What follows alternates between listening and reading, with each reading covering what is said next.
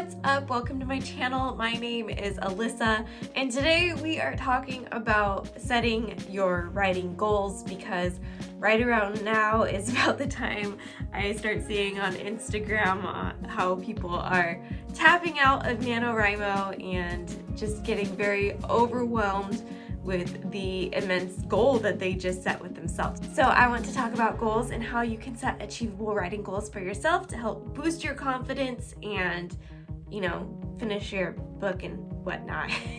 This is a goal setting formula that is used very widely throughout the business personal development space, and it is called SMART goals. It stands for specific, measurable, attainable, realistic, and time-bound.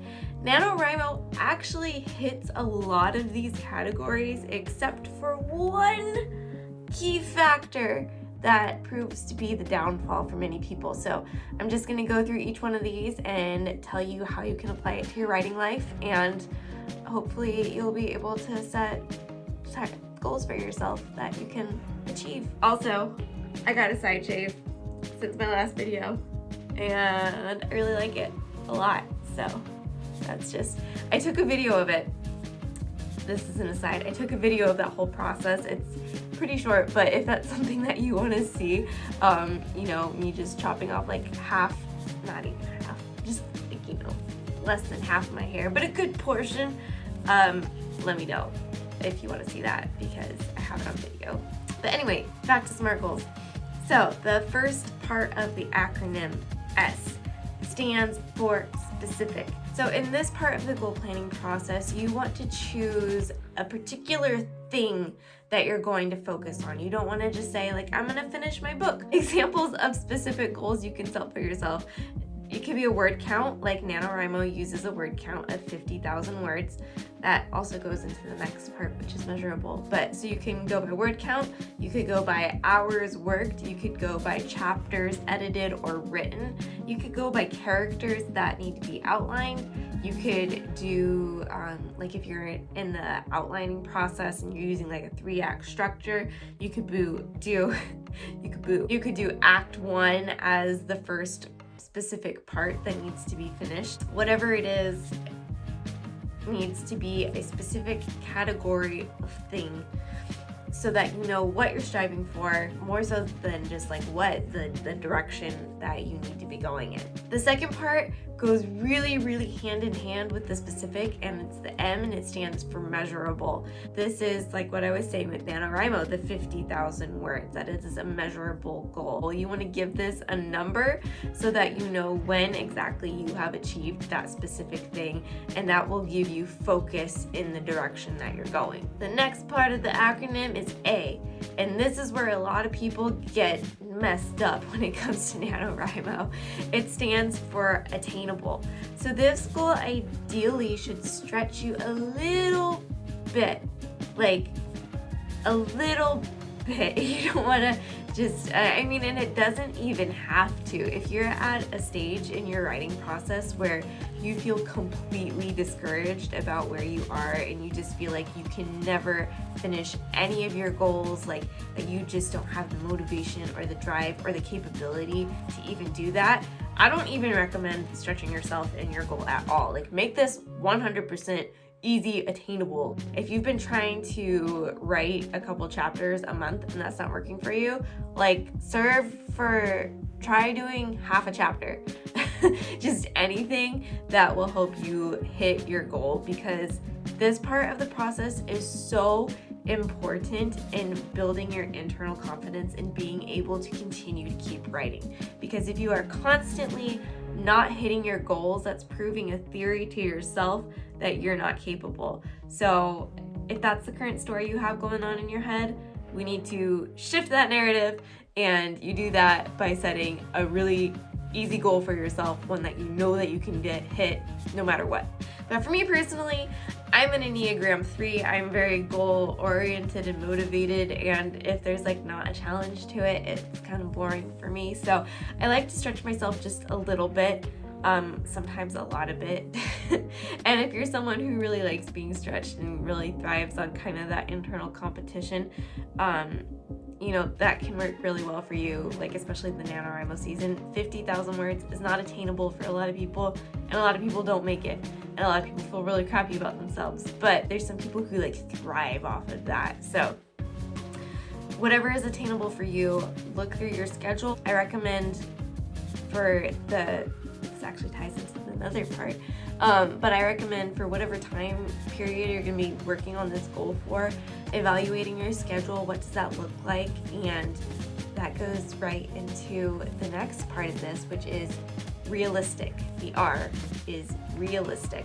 So not only do you want this goal to be attainable, but you do want to look at your life and kind of the world you have set up around you and see if this goal is something that is realistic for you. Maybe if you set an hourly goal for a certain amount of time, and you want to do like, I don't know, 5 hours of writing within a week, but maybe you work from home and you're like a mom or something to like triplets, I don't know, and your life is just super crazy and you feel like you never have any free time. Maybe 5 hours isn't a realistic goal for you. Maybe like in a perfect world, if everything lined up correctly, it would be attainable, but like given your actual everyday situation, it might not be realistic. So evaluate your lifestyle, evaluate what type of things you have going around you and what type of things you might be willing to give up. Like maybe you have a nightly habit of watching a couple episodes of something on Netflix. And is that something you're willing to give up for a week to hit a writing goal? So just evaluating your lifestyle, finding out if what you want to attain is realistic, and if it's not, either finding ways to change it up to make that something that you can do, or to change the actual goal itself. And the fourth part of the acronym, the T, stands for Timebound, and this is so important. Timebound is all about deadlines, and I swear if it weren't for deadlines, I wouldn't get anything done. The major parts of my projects that I have been able to get done and to move forward in is because I have set a hard deadline where I have to submit it to other people. So Timebound is super, super important. And this is, you know, the due date for your goal. So with NaNoWriMo, it's 1 month. You have 50,000 words in 1 month that you have to write in order to win. But it can be for however long you want. For me personally, I've kind of used the book launch planner by Mandy Lynn, as well as like some other publishing timeline resources that I've put together for myself and for Kingdom Books that I use to help break down when certain things are due in my publishing process in my timeline, and I use that as my framework for my time-bound goals. But maybe you're in a rough draft stage and you're not even sure exactly how you want to publish your book, and you're not even thinking that far. You just need to get this book written on paper. Maybe you set a time-bound goal for yourself for 3 months to finish the first draft, if that's realistic and attainable for you.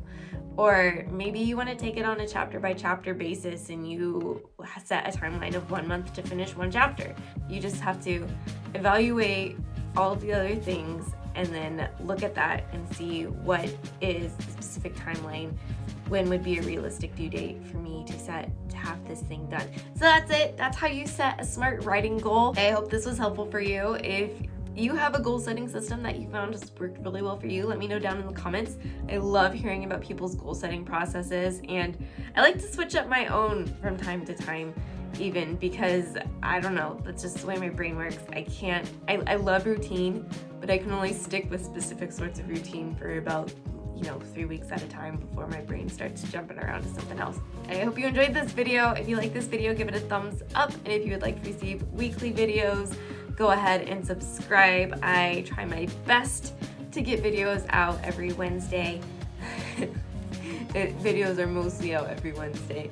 It didn't happen last week because it just did not. But it is what it is. Thank you so much for watching this video, and until next time, bye. Totally forgot to mention this part in the main section of the video, and it was the whole thing that gave me the idea.